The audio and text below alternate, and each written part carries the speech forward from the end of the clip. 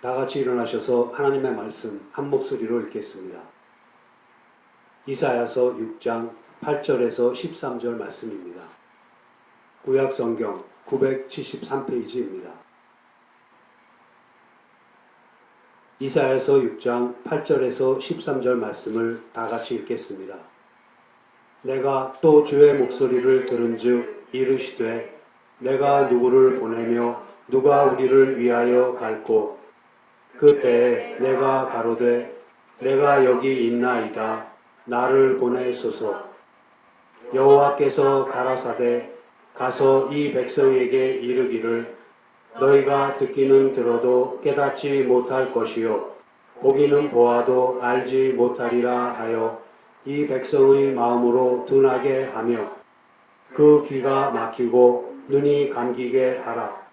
염려컨대 그들이 눈으로 보고 귀로 듣고 마음으로 깨닫고 다시 돌아와서 고침을 받을까 하노라.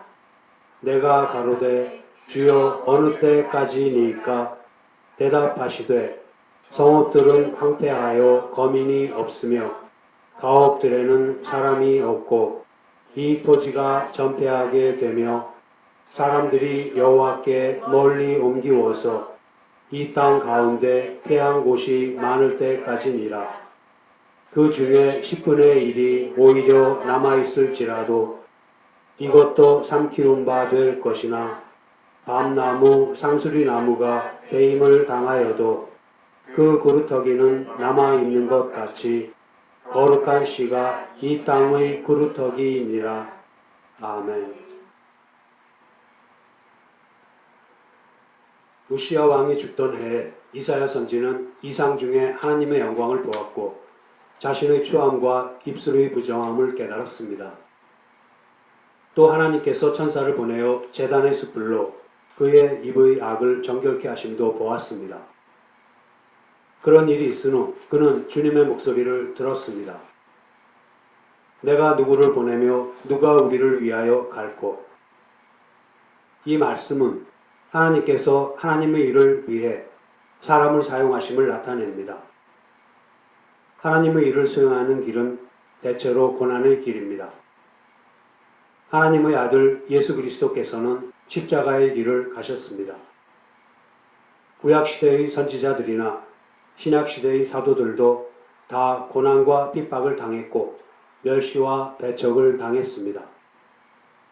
사도 바울은 자신이 천사들과 사람들에게 구경거리가 되었고 줄이고 목마르며 헐벗고 매맞으며 정처가 없고 욕과 비방을 당하고 세상의 더러운 것과 만물의 찢기같이 되었다고 고백했습니다.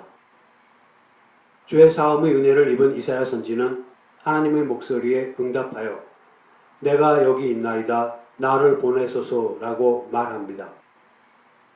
죄는 영원한 멸망의 원인이며 거기에는 두려움밖에 없지만 죄 사함은 영생의 길이며 거기에는 기쁨과 평안이 넘칩니다.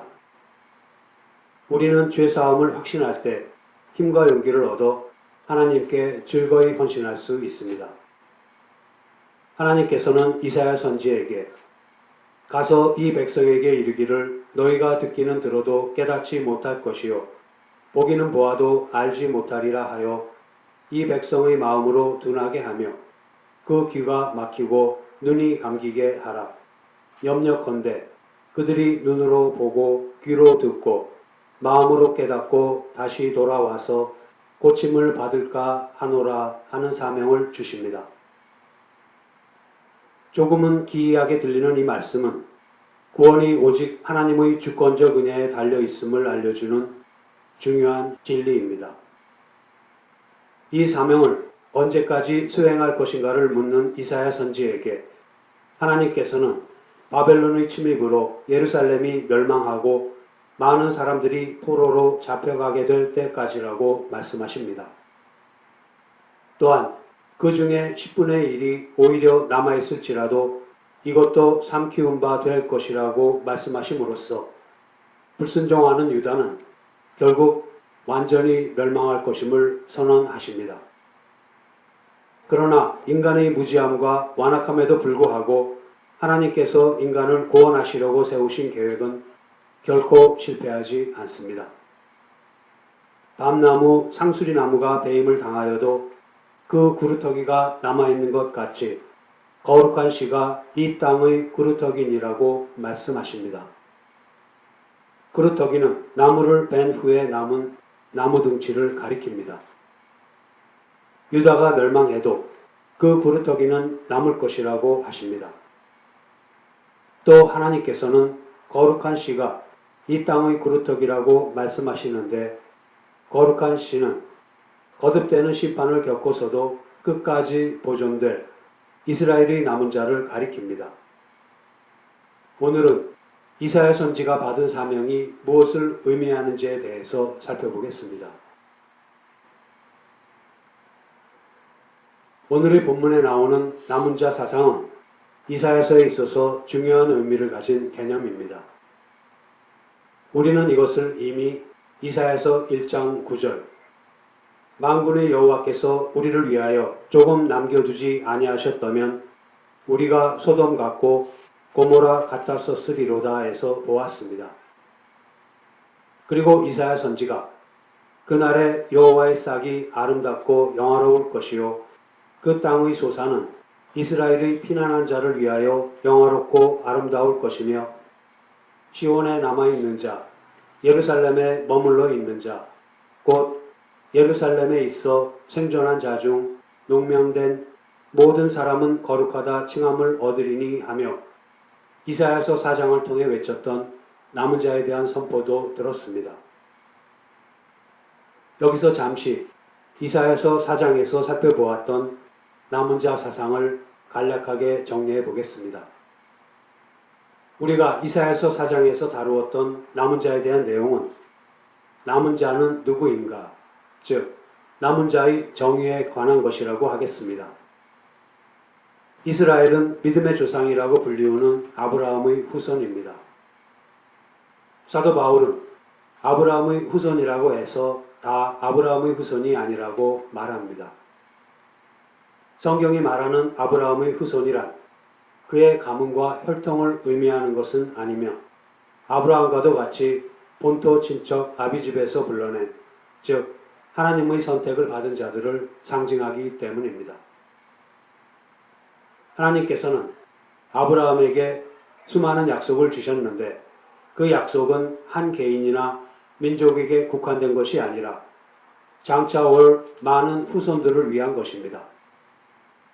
이 후손들을 위한 약속이 바로 메시아에 관한 약속입니다. 창세기 15장 5절 하늘을 올려다보고 별을 세어 보아라. 내 자손도 이와 같이 될 것이다 하신 말씀을 갈라디아서 3장 16절은 여러 사람을 가리키지 않고 오직 한 사람을 가리켜 내 자손이라고 했으며 그분이 바로 그리스도라고 밝히고 있습니다. 따라서 내 자손이 땅의 티끌 같게 한다. 내 씨로 인하여 하늘의 별과 같고 바닷가의 모래와 같게 한다는 말씀은 육신의 자손을 두고 하신 말씀이 아니라 장차 예수 그리스도로 말미암아 이루게 될 영적 자손을 말하는 것입니다. 그리고 바로 그 영적 자손이 남은 자를 가리킵니다. 우리가 아브라함을 믿음의 조상이라고 부르는 것은 아브라함이 훌륭한 믿음을 소유했기 때문에 그렇게 불릴 만한 충분한 자격이 있다는 의미에서가 아닙니다. 그것은 단지 아브라함이 예수 그리스도를 믿는 믿음으로 말미암아 구원을 얻은 표본이라는 의미에서입니다. 이스라엘에 관한 많은 예언 중에 포로로 잡혀간 이스라엘을 향하여 너희가 돌아오리라. 너희가 거기서 다 패망하지 않고 남은 자가 구원을 얻으리라는 소망과 희망의 약속이 있습니다. 너희가 잡혀간 것이 끝이 아니다. 하나님께서 너희를 돌이키고 회복시키리라는 의미에서 남은 자를 구원하신다는 사상이 구약 성경에서는 소망에 찬 중요한 예언 중의 하나입니다. 이 남은 자 사상은 아담과 하와의 타락 이후부터 줄곧 계속되었으며 주전 9세기 선지자인 엘리야에게 주신 하나님의 메시지에도 나타납니다. 엘리야가 받은 계시의 핵심은 하나님께서 하나님과의 언약을 배반한 이스라엘을 철저히 심판하시되 그들을 긍휼히 여기셔서 은혜로 남은 자를 남겨두시겠다는 것이었습니다. 그런데 이것은 모든 선지자들이 선포한 메시지의 주요 내용이었습니다. 그리고 이사야 선지를 포함한 주전 8세기 이후의 선지자들의 메시지에는 엘리야가 받은 메시지가 더욱 구체적이고 폭넓게 나타나는 것뿐입니다. 지금도 하나님께서는 여전히 패역한 세대를 향해 심판의 칼을 빼고 싶어하지 않으시고 불쌍히 여기시며 우리들을 긍휼히 여기사 구원 베풀기를 원하십니다. 역사를 중단시키지 않으심으로써 마지막 심판의 시기를 미루시고 우리들에게 은혜로 구원으로 찾아오시기 위해서 패역한 시대의 불순종을 참고 기다리고 계시다는 것을 우리는 잊지 말아야 합니다. 이처럼 하나님께서는 이 죄악된 세상 가운데서도 어떤 사람들을 은혜로 택하시고 세상에 남겨두시는데 그들이 바로 남은 자들입니다. 하나님께서 철저한 심판 속에서도 이와 같이 남은 자를 남겨두신 이유는 창세기 3장 15절에서 약속된 여인의 후손이 이 세상에 오심으로써 이루어질 하나님의 백성의 구원을 성취하시기 위해서입니다.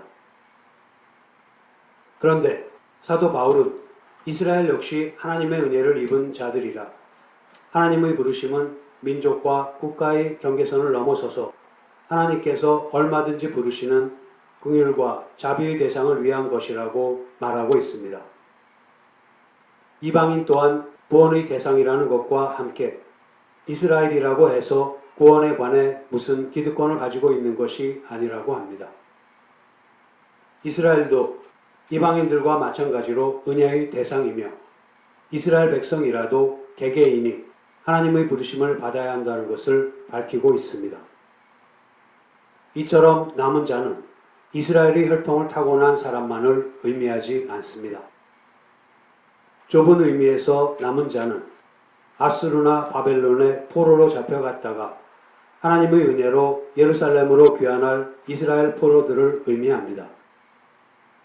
그러나 넓은 의미에서 보면 하나님의 주권 아래에서 메시아이신 예수 그리스도의 속죄 사역의 은혜 안으로 부름받게 될 모든 사람을 가리킵니다. 우리는 이처럼 이스라엘 민족이 모두 구원을 얻는 것은 아니며 이방인 또한 구원을 얻을 것이라는 사실이 이미 구약에서 예언되었다는 것을 보았습니다. 그렇게 하나님께서는 우리를 남은 자로 곧 자기 백성으로 삼으시고 구원하시고 거룩하게 하십니다. 이와 같이 남은 자라는 말은 하나님의 철저한 심판과 재난 후에 있을 구원의 은총을 상징적으로 표현합니다. 그렇다고 해서 누군가가 스스로의 힘으로 재난을 극복하고 살아남았다는 의미에서 남은 자라고 하는 것은 아닙니다. 남은 자란 하나님께서 은혜를 베푸셔서 심판과 재난 가운데서 남겨놓으신 자를 뜻합니다. 오늘의 본문을 보면 하나님께서는 유다 백성이 그들의 완악함으로 말미암아 멸망당할 것을 선언하시면서도 13절에서 밤나무, 상수리나무가 배임을 당하여도 그 구루터기는 남아있는 것 같이 거룩한 씨가 이 땅의 구루터기니라 라는 말씀으로 남은 자를 약속하십니다. 이렇게 남은 자가 되기 위해서는 심판과 재난을 거쳐야 합니다. 왜냐하면 인간은 심판과 재난을 통해서만 자신이 누구인지, 자신이 어떤 처지에 있는지를 알 수 있기 때문입니다. 인간 안에는 선한 것이나 의지할 만한 것이 하나도 없고 인간의 모든 필요를 공급해 주시는 하나님에게만 의지해야 한다는 사실을 깨닫게 되는 것입니다. 죄인인 인간은 심판과 재난에 처해질 수밖에 없는 절망적인 존재이며 인간 스스로는 심판과 재난으로부터 절대로 벗어날 수 없다는 것을 절실하게 느끼기 전에는 하나님을 의지하지 않습니다. 심령이 가난한 자, 애통하는 자만이 하나님의 남은 자에 대한 약속에 소망을 두게 됩니다. 바로 이것이 하나님께서 이사야 선지자에게 주신 사명의 내용입니다. 그리고 바로 이것이 이사야 선지가 사명을 받는 장면에 앞서서 1장부터 5장이 나와야 하는 이유인 것입니다. 이사야서 1장에서 5장까지는 하나님을 의지하지 않고 자신을 의지해서 사는 인간의 비참한 모습을 그리고 있습니다. 그렇게 하나님을 멸시하고 떠나서 범죄한 이스라엘의 죄에 대한 지적과 그에 따르는 심판에 대한 메시지로 가득합니다. 결국 이스라엘은 스스로는 헤어나올 수 없는 절망의 늪에 빠지게 되는 상황에 이르고 맙니다. 이사야서 6장을 시작하는 우시야 왕의 일생은 이스라엘의 이와 같은 비참한 처지를 잘 보여주고 있습니다. 이사야 선지는 인간이 스스로를 구원하기 위해서 할 수 있는 것은 아무것도 없다는 사실을 우시야 왕의 죽음으로 그려내고 있습니다. 그리고 구원은 오직 자비와 긍휼을 베푸시는 하나님께로부터만 온다는 것을 성전에 가득한 하나님의 영광으로 그렸습니다. 또한 이사야 선지는 스랍 전사가 단에서 핀 숯불을 가져와 자기의 부정한 입에 대는 것으로, 즉 예수 그리스도께서 십자가 고난으로 이루신 대속으로 정결케 되는 자신의 모습을 그립니다. 이것은 이사야 선지 한 사람에서 그치지 않고 장차 예수 그리스도를 믿는 모든 사람에게 구원을 주시는 하나님의 능력이 나타날 것을 상징하고 있습니다. 마침내 정결케 된 이사야 선지는 이스라엘 백성에게 거룩하신 하나님을 대변하도록 위임을 받습니다. 그러나 만일 이스라엘의 완악함과 그로 말미암는 그들의 비참한 처지에 대한 설명이 앞서지 않는다면 이사야 선지가 받은 사명의 내용이 쉽게 이해가 되지 않을 것입니다. 그런데 남은 자가 되기 위해서 심판과 재난을 거쳐야 한다는 것은 율법의 기능과 그 맥을 같이 하고 있습니다.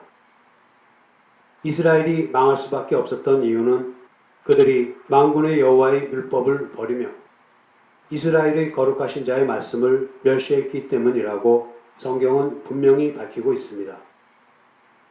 하나님께서 이스라엘 백성에게 율법을 주신 것은 율법으로 자신들을 비추어 보고 회개하여 하나님 앞으로 돌아오게 하기 위해서였습니다. 율법은 속박하려는 것이 아니라 구원을 얻게 하려는 은혜의 선물입니다.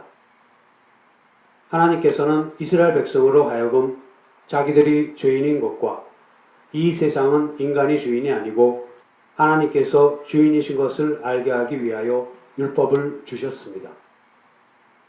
그러나 이 은혜의 선물인 율법이 인간의 무지함과 완악함으로 인해 이스라엘을 회개시키지 못했습니다. 본질상 죄인인 인간을 구원하기 위해서 율법을 주신 것이었는데 이스라엘은 율법을 가지고도 더 깊은 죄의 나락으로 떨어지고 말았습니다. 이스라엘 백성은 율법을 가지고 회개하며 율법을 가지고 돌이켜 하나님 앞으로 돌아오는 데에 실패했던 것입니다. 오히려 그들은 하나님을 배반하고 하나님으로부터 멀어져만 갔습니다. 그러면 율법이 하는 일이 정확하게 무엇입니까? 로마서 3장 20절 말씀입니다. 그러므로 율법의 행위로 그의 앞에 의롭다 하심을 얻을 육체가 없나니 율법으로는 죄를 깨달음이니라. 율법은 우리로 하여금 죄를 깨닫게 해줍니다. 죄를 깨달음으로써 구원의 필요성을 인식하고 하나님께 나아오도록 하는 것입니다. 하나님께서는 이스라엘 백성에게 율법을 주셨는데 그들이 율법을 버렸습니다.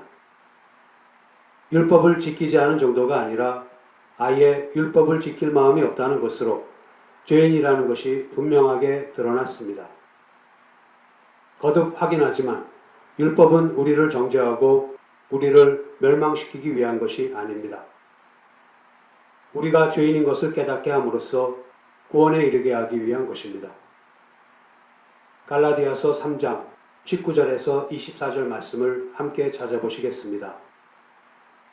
신약성경 305페이지입니다. 갈라디아서 3장 19절에서 24절 말씀을 다 같이 읽겠습니다. 그런즉 율법은 무엇이냐? 범법함을 인하여 더한 것이라. 천사들로 말미암아 중보의 손을 빌어 베푸신 것인데 약속하신 자손이 오시기까지 있을 것이라. 중보는 한편만 위한 자가 아니니 오직 하나님은 하나이시니라. 그러면 율법이 하나님의 약속들을 거스리느냐? 결코 그럴 수 없느니라. 만일 능히 살게 하는 율법을 주셨다면 의가 반드시 율법으로 말미암아 쓰리라. 그러나 성경이 모든 것을 죄 아래 가두었으니 이는 예수 그리스도를 믿음으로 말미암은 약속을 믿는 자들에게 주려 함이니라. 믿음이 오기 전에 우리가 율법 아래 매인 바 되고 계시될 믿음의 때까지 갇혔느니라. 이같이 율법이 우리를 그리스도에게로 인도하는 몽학 선생이 되어 우리로 하여금 믿음으로 말미암아 의롭다함을 얻게 하려 함이니라. 아멘. 이 말씀에서 몽학 선생은 아이를 돌보는 자 또는 어린아이에게 시중 드는 자라는 뜻입니다. 주로 6세에서 16세 사이 어린아이들의 가정교사로서 초등학문을 가르치며 의복과 식사와 행동 등을 돌봐주고 학교에도 데리고 다니는 노예였습니다. 이와 같이 후견자로서의 역할을 맡았던 몽학 선생은 아이가 성인이 되어 자립할 때까지만 그의 임무를 수행했습니다.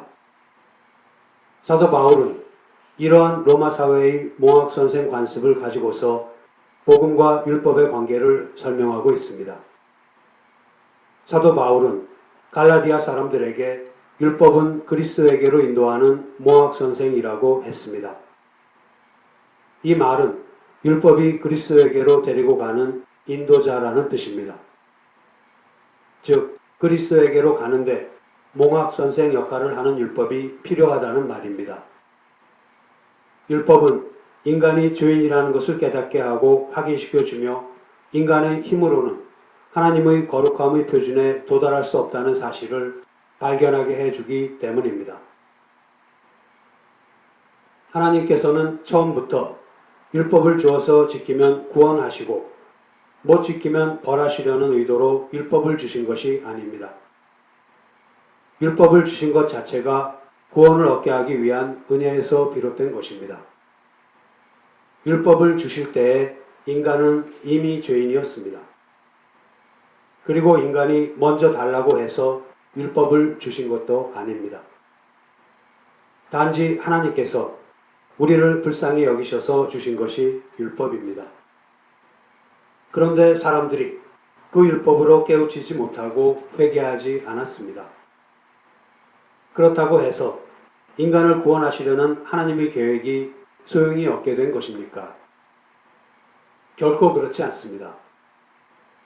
사람들이 율법으로 깨우치고 회개하지 못하자 거기서 그치지 않으시고 예수 그리스도를 이 땅에 보내셔서 구원 계획을 이어가셨습니다. 예수 그리스도와 십자가를 보내시는 하나님의 사랑과 우리를 구원하시려는 자비와 은혜의 마음은 율법을 주시는 것에도 똑같이 나타난 것입니다. 율법을 주실 때도 우리를 회개하기 위해 구원을 얻게 하려는 것이었고 예수 그리스도와 십자가를 주신 것도 우리를 구원하기 위해서였습니다. 이처럼 율법은 우리 스스로의 힘으로는 구원을 이룰 수 없다는 것을 깨닫게 함으로써 우리를 십자가로 인도하려고 허락된 것입니다. 이와 마찬가지로 심판과 재난은 우리 스스로의 힘으로는 죄의 늪에서 헤어날 수 없다는 것을 깨닫게 함으로써 구원을 베푸시는 하나님만을 바라보고 의지하는 남은 자로 만듭니다. 재난과 심판을 통해 우리가 하나님 외에 의지하고 있던 모든 것을 버리기 전에는 하나님께서 자비와 긍휼로 베푸시는 구원을 입는 남은 자가 될 수 없습니다. 하나님께서 이사야 선지자에게 주신 사명은 가서 이 백성에게 이르기를 너희가 듣기는 들어도 깨닫지 못할 것이요 보기는 보아도 알지 못하리라 하여 이 백성의 마음으로 둔하게 하며 그 귀가 막히고 눈이 감기게 하라. 염려컨대 그들이 눈으로 보고 귀로 듣고 마음으로 깨닫고 다시 돌아와서 고침을 받을까 하노라 하는 것입니다. 대개의 경우 하나님께서는 선지자에게 백성들을 회개시켜 바로 서게 하라는 사명을 주십니다. 그러나 이사야 선지자에게는 오히려 백성의 마음을 둔하게 하며 귀가 막히고 눈이 감기게 하라는 사명을 주셨습니다. 이 내용을 신약성경은 어떻게 설명하고 있는지 고린도전서 2장 1절에서 5절 말씀을 함께 찾아보시겠습니다. 신약성경 265페이지입니다. 고린도전서 2장 1절에서 5절 말씀을 다 같이 읽겠습니다. 형제들아, 내가 너희에게 나아가 하나님의 증거를 전할 때에 말과 지혜의 아름다운 것으로 아니하였나니 내가 너희 중에서 예수 그리스도와 그의 십자가에 못 박히신 것 외에는 아무것도 알지 아니하기로 작정하였음이라. 내가 너희 가운데 거할 때에 약하며 두려워하며 심히 떨었노라. 내 말과 내 전도함이 지혜의 권하는 말로 하지 아니하고 다만 성령의 나타남과 능력으로 하여 너희 믿음이 사람의 지혜에 있지 아니하고 다만 하나님의 능력에 있게 하려 하였노라. 아멘. 이 말씀에서 사도 바울은 고린도 교회 교인들을 만나러 갈 때에 예수 그리스도와 그의 십자가에 못 박히신 것 외에는 알지 않기로 했다고 말합니다. 다시 말해서 사도 바울은 고린도 교회 교인들과 율법의 연장선상에서 만나지 않기로 했다는 것입니다.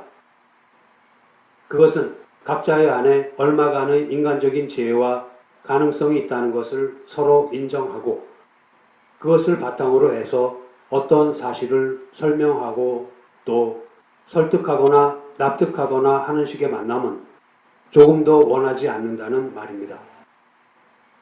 우리가 예수 그리스도를 믿는다는 말에는 우리는 죄인입니다. 우리는 무능합니다. 그 누구에게도 도움을 주거나 유익을 끼칠 수 있는 것이 우리에게는 없습니다 하는 고백이 들어 있습니다. 우리에게 허락된 구원에 관한 것과 복음의 내용은 우리가 만든 것도 아니며 우리가 똑똑해서 얻은 것도 아니며 열심을 부려서 얻은 것도 아닙니다. 그래서 사도 바울은 고린도 교회 교인들에게 나갈 때에 지식이나 지혜나 철학 등 인간적인 그 어떤 것으로가 아니라 예수 그리스도를 보내신 하나님의 사랑과 십자가의 보혈로 우리를 구원하시는 은혜 안에서만 그들을 만나겠다고 합니다. 우리는 복음이 무엇인가를 얼마간 이해하고 있는 것이 사실입니다. 그러나 우리가 깨달아야 할 것은 십자가가 무엇인지, 믿음이 무엇인지, 그리고 하나님께서 우리에게 베풀어 주신 것이 무엇인지를 아는 것이 우리가 그것을 똑똑해서 스스로 깨달았다는 것을 뜻하지 않는다는 것입니다. 하나님께서 우리에게 사랑을 베푸셨고 은혜를 베푸셨고 구원을 베푸셨습니다. 우리는 그것이 무엇인지를 알고 있습니다.